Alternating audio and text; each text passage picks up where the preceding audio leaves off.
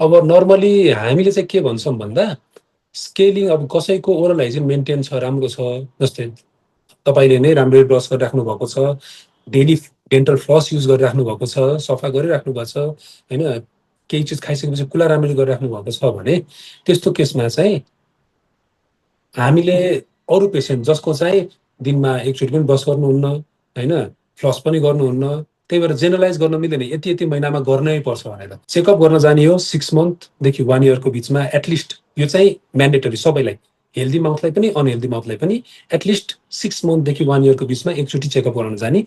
त्यति बेला यदि तपाईँले त्यहाँनिर देख्नुभयो क्याल्कुलस जस्तो छ अथवा आफैले नै इमेजिन मिररमा दाँत मुख गरेर यहाँनिर भित्रको भागमा हेर्नुभएको छ, त्यहाँनिर सेतो सेतो डिपोजिटहरू देखिएको छ, अथवा गिजाहरू तल सर्न थालेको जस्तो देख्न थाल्नुभयो, अथवा गिजाबाट ब्लिडिङ भएको जस्तो, अथवा गिजाहरू कुनै सुन्नेको जस्तो देख्नुभयो भने गएर इमिडिएटली स्केलिङ गराउने है। स्केलिङ गराउन जानु पर्यो, चेकअप गराउन जानु पर्यो। पहिला चेकअप गरेपछि डक्टरले हो तपाईँले स्केलिङ चाहिन्छ भन्नुभयो भने होइन बल्ल स्केलिङ गर्ने हो, बुझ्नुभयो होइन।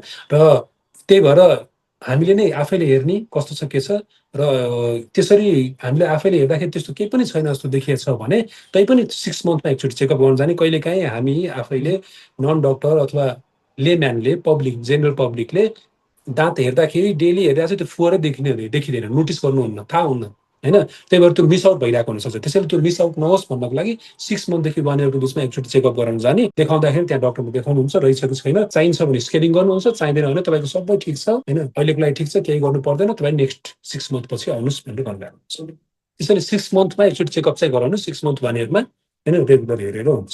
अनि कुनै कुनै केसेसमा जस्तै अब डायबिटिजहरूको केसेसहरूमा के हुन्छ, होइन, बोन लस धेरै भइरहेको हुन्छ, किनकि डायबिटिजमा त हरेक शरीरको हरेक भागमा पनि समस्या आइरहेको हुन्छ। अनि यहाँको पनि हड्डीहरू सुक्न थालिरहेको हुन्छ। हो, त्यो सुक्दाखेरि हड्डीहरू सुक्दाखेरि के हुने भयो त, त्यो चिज दाँतहरू त अब हल्लिन थाल्ने भयो नि। त्यसैले त्यो चिज नहोस् भन्नको लागि चाहिँ डायबिटिक पेसेन्टहरूमा 3 to 6 मन्थहरू जस्तोमा चाहिँ हामीले नर्मली चेकअप गराएर स्क्यानिङ गर्नु